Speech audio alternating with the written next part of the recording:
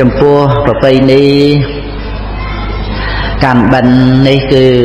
មានប្រយោជន៍ក្នុងការទំនុកបំរុងបិណ្ឌបាតដល់ព្រះភិក្ខុសង្ឃទៅណាសម័យពុទ្ធកាលហូហែមកគឺថាក្នុងវស្សានរដូវមានភ្លៀងមានរលឹមគឺប្រសង់លំបាកនឹងមុនកាត់ភ្លៀងពុទ្ធបរិស័ទនាំគ្នាមកថ្វាយចង្ហាន់ដល់វត្តទៅណាហ្នឹងឯងចឹងមានតាំងពីសម័យកាលប្រវត្តិរឿងរ៉ាវរបស់ព្រះឧរវេលកស្សបៈនទីកស្សបៈគយាកស្សបៈណាដែលត្រូវជាបងប្អូននឹងព្រះសម្មាសម្ពុទ្ធថោសៈណារឿងរ៉ាវហ្នឹង92ផែនដីមុននោះនឹងគឺទំនុកបំរុងចង្ហាន់បិណ្ឌបាតដល់ព្រះរាមាភិក្ខនិងភិក្ខុសង្ឃ3ខែចឹងទៅចឹងហូហែបានមកហើយនាយស្មៀនរបស់ព្រះរាជបុត្រហ្នឹងក៏បានមកជាប្របាទពិមពិសានាយឃ្លាំងបានមកជាវិសាខបាសកភរិយារបស់នាយឃ្លាំងហ្នឹងបានមកជាព្រះនាងធម្មទនីភិក្ខុនីហើយនឹងអ្នកចាត់ចែងជាធំក្នុងការថ្វាយទាននឹងបានមកជាព្រះរដ្ឋបាលថេរនឹងមានប្រវត្តិរឿងរ៉ាវអញ្ចឹងហើយបងប្អូនកូនចៅដែលបានមករួមក្នុងការបោះបាយបិណ្ឌតាមវត្តហ្នឹងនឹងឯងក៏ជាការប្រព្រឹត្តទៅត្រឹមត្រូវហើយគ្រាន់តែថាយើងធ្វើកុំឲ្យប្រឡាក់ពីកន្លែងលំអាតក្នុងវត្តហ្នឹងថាមានការបោះទៅប្រឡាក់អីចឹងក៏យើងកើបយើងប្រមូលយកទៅទុកដាក់ក្នុងទីដ៏សមគួរទៅពីព្រោះមាននៅក្នុងអត្ថកថាចូលសកុលទាយីសោតនៅក្នុងសង្យុត្តនិកាយយខសង្យុត្តគឺនិយាយពីអមនុស្សសម្បានតែនៅអនុរាធបរិយនៅពេញទឹកពេញដីនឹងឯងដើរររបស់សៅមងស្មោកគ្រោកដើម្បីលិតចិញ្ចប់ហាបរិភោគទាំងអស់ហ្នឹងចឹងទៅបានបុរាណហ្នឹងលោករៀបចំរឿងបោះបាយបិណ្ឌហ្នឹងចំពោះអាហារសំបីរបស់ស្មោកគ្រោកអីនឹងយ៉ាងណាក៏កម្មនឹងរៀបចំឲ្យបុគ្គលទាំងអស់នឹងឯងចេះតែប្រព្រឹត្តទៅតាមកម្មនឹងប៉ុន្តែយើងក៏រៀបចំគ្រាន់តែថារបស់ហ្នឹងវាតលទៅនៅនឹងដីបរិកូលអីចឹងទៅបានជាចំណីអាហារនៃពូអមនុស្សទាំងអស់ហ្នឹងនឹងឯងដែលលិតដែលចិញ្ចប់រសជាតិនៅចំណីអាហារហ្នឹងកតងបាយដាអីហ្នឹងក៏មានយើងរៀបចំតាមហ្នឹងទៅចាស់បុរាណលោកដឹងនៅក្នុងន័យព្រះអត្ថកថានឹងឯងមិនយកវែកតែដាក់បាតលោកហ្នឹងទៅដួសដាក់កតងបាយដាផងទេកុំឲ្យស្មើនឹងលោកគឺតែយើងចាប់នឹងដៃដាក់អីចឹងទៅហើយក៏យកទៅដាក់នៅនឹងទីដីណាទីដីតលតែបរិកូលជ្រុះទៅនឹងដីអីចឹងទៅព្រោះអ្នកទាំងអស់ហ្នឹងនឹកថាគេថ្វាយចង្ហាន់ថ្វាយភេសជ្ជៈអីដល់ប្រសង់អាចទៅពុបអាចរុះអីទៅនឹងដីក៏ទៅនាំដើម្បីឲ្យកូនអីនឹងជញ្ជប់បរិភោគអីចឹងវាមានប្រវត្តិនឹងចឹងហ្នឹងហើយប្រយោជន៍ធំដុំមកទៀតដើម្បីបានបងប្អូនកូនចៅបានមកជួបជុំគ្នាស្ដាប់បរាភវសូត្របានថ្វាយបង្គំដល់ព្រះសង្ឃហើយឧបនិស្ស័យបានខ្សែគប់ជាមួយវត្តអារាមពីតូចមកអញ្ចឹងទៅវាបាក់ទម្លាប់អញ្ចឹងទៅជាអ្នករាប់អានពុទ្ធសាសនាថ្ងៃក្រោយទៅទៀតបើដូចតែយើងនៅតូចធ្លាប់តាមឪពុកម្ដាយទៅវត្តបោះបាយបិណ្ឌអីហ្នឹងចឹងទៅមិនសូវជាបានប្រយោជន៍អីប្រមាណទេដែលនៅតូចហ្នឹងអាចយំអាចរត់លេងអីអញ្ចឹងក៏ប៉ុន្តែដល់ទៅពេលធំឡើងវាមានការរក្សានៅ វងតកូលមេត្តាបិតាដែលជាអ្នករាប់អានពុទ្ធសាសនាដោយអញ្ចឹងការដែលបានឧបនិស្ស័យដល់បរតនត្រ័យនេះវាធំដុំណាស់ណាក្នុងជីវិតហ្នឹងណាដែលធ្វើឲ្យយើងបានត្រៃសរណគមហ្នឹងជាបាបនៃលោកតរៈធัวណាធ្វើវត្តសង្សារហ្នឹងឲ្យខ្លីចុះមកគឺថាត្រឹមបានជួបព្រះសិអាមេត្រីអីចឹងទៅសម្រាប់អ្នកផលទៅឬក៏ថាទៅសម្រាប់អ្នកផលទេវលោកអីទៅបើថាវាមិនបានក្នុងជាតិនេះដោយសារការបានដល់នៅបរតនត្រ័យហ្នឹងវាតាក់ទងតាំងពីក្មេងៗមកតាមឪពុកម្ដាយនឹងឯងមកវត្តនឹងឯងមនោសញ្ចេតនានឹងវាធំដុំសម្រាប់ជាប្រយោជន៍ដោយការខ្សែគប់នឹងឯងចឹងអានឹងដែលយើងសម្លឹងឃើញប្រយោជន៍ណាមួយដើម្បីការព្រមព្រៀងគ្នានៃពុទ្ធបរិស័ទយើងដែលមានសាសនាមានទំនៀមទម្លាប់ការប្រព្រឹត្តទៅដូចគ្នាអញ្ចឹងវាមានមនោសញ្ចេតនារកគ្នាអញ្ចឹងទៅរឿងរ៉ាវអីតិចតួចប្រកែប្រកាន់គ្នាមែនប៉ុន្តែរឿងរ៉ាវធំដុំគឺថាគឺជាអ្នកដែលរាប់អានពុទ្ធសាសនាជាមួយគ្នាបៃនីទំនៀមទម្លាប់ដូចគ្នាចឹងទៅក៏មិនជាប្រកែប្រកាន់អីធំដុំចងកនុំគុំស្អប់ពីវិរិយអីទៅទេហើយក៏ជាអ្នកដែលនឹងថាមានមេត្តាចម្រើនឡើងគ្រប់សង្កត់នៅការឆ្លោះប្រកែកទាស់ទែងមានចិត្តទន់ភ្លន់មិនចំពោះតែអ្នករាប់អានពុទ្ធសាសនាដូចគ្នាទេគឺថាជាសត្វលោករួមកើតរួមចាស់រួមឈឺរួមស្លាប់ជាមួយគ្នាហើយក៏ជាអ្នកស្ថិតនៅក្នុងអំណាចមច្ចរាជទាំងអស់គ្នាក៏បបួលគ្នាដើម្បីឲ្យរួចផុតចាកទុក្ខនឹងគឺថាជាការចម្រើនមេត្តាចិត្តទលំទលាយដល់មនុស្សទេវតាដល់សត្វសត្វទាំងអស់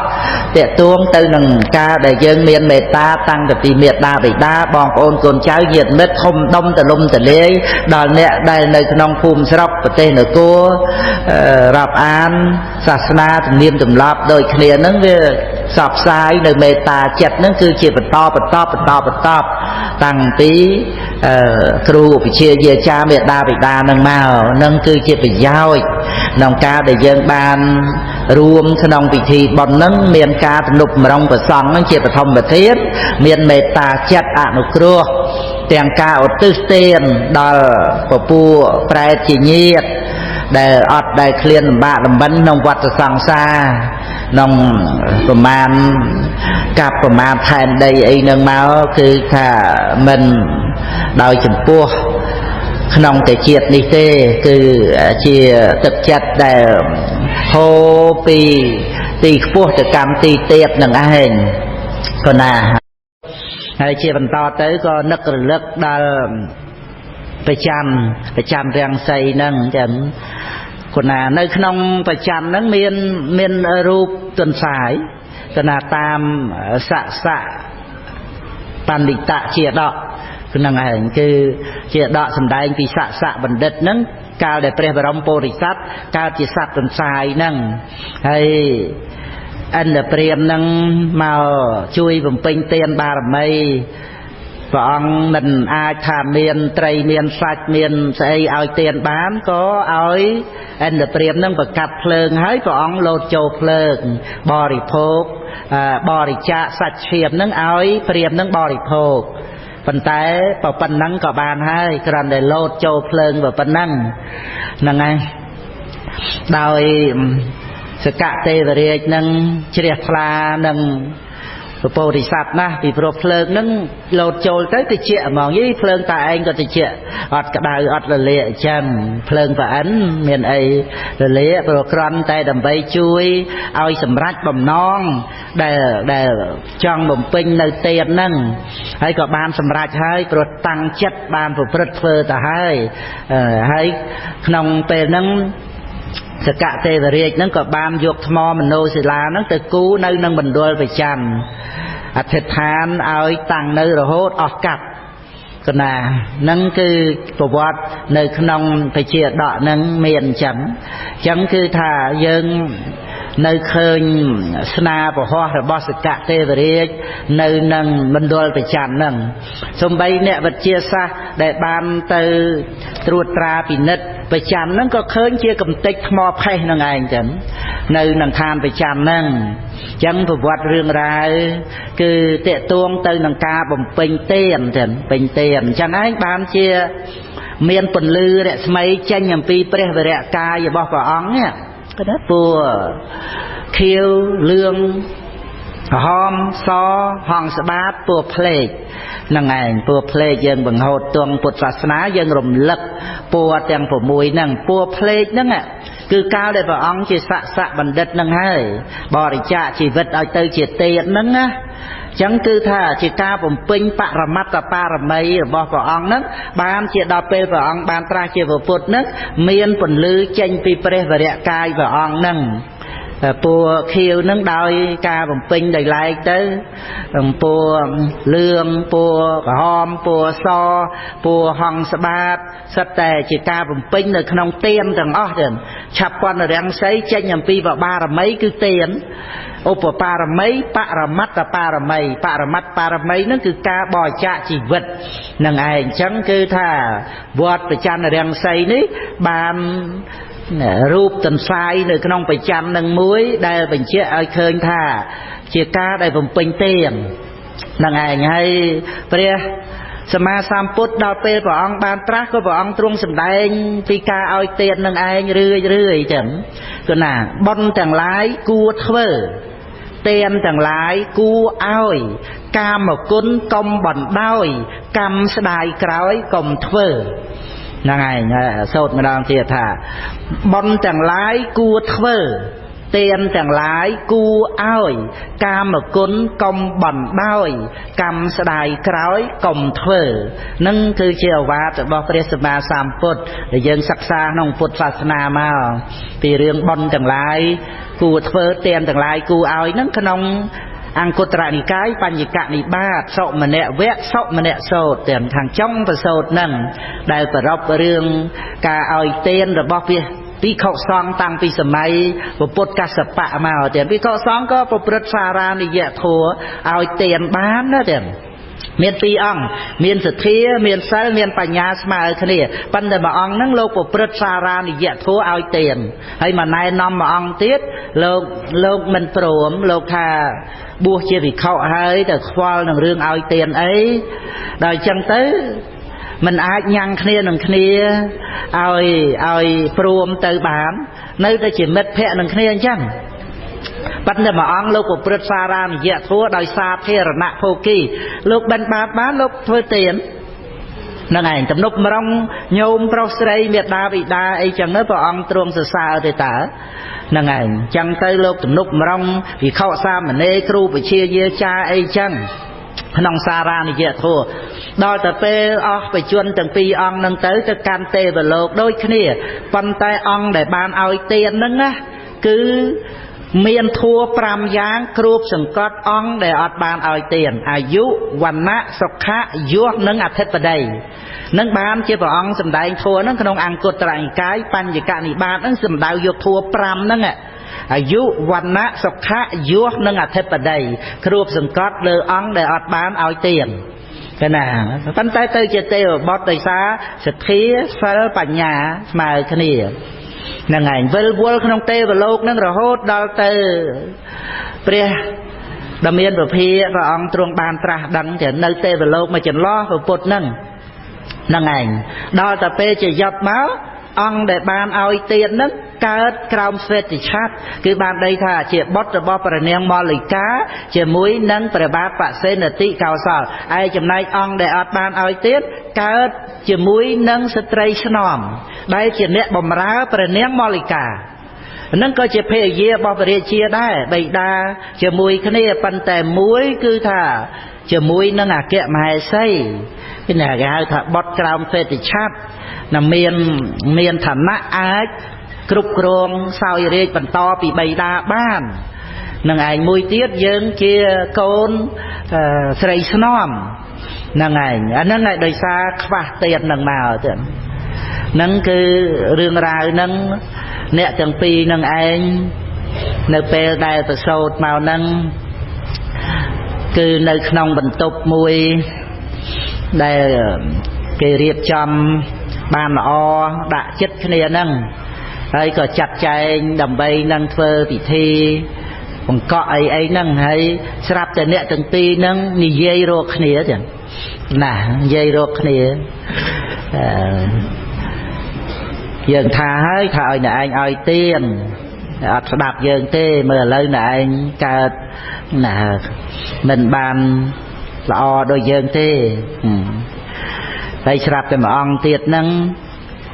ពោលមកថាអ្នកឯងកុំមកមានមេនេះអីអាងបានកើតក្រោមស្វេតិឆ័ត្រស្អីស្វេតិឆ័ត្រហ្នឹងអស័យគេធ្វើគេពាត់រុំដោយកណាត់ហ្នឹងទាំងអស់ហ្នឹងគ្រាន់តែជាធាតុហ្នឹងណាអ្នកឯងកុំស្រវឹងនឹងធាតុអីនោះគឺនៅតូចតូចអញ្ចឹងគឺចេះនិយាយគ្នាទៀតដល់អញ្ចឹងព្រះនាងម៉ាលីកា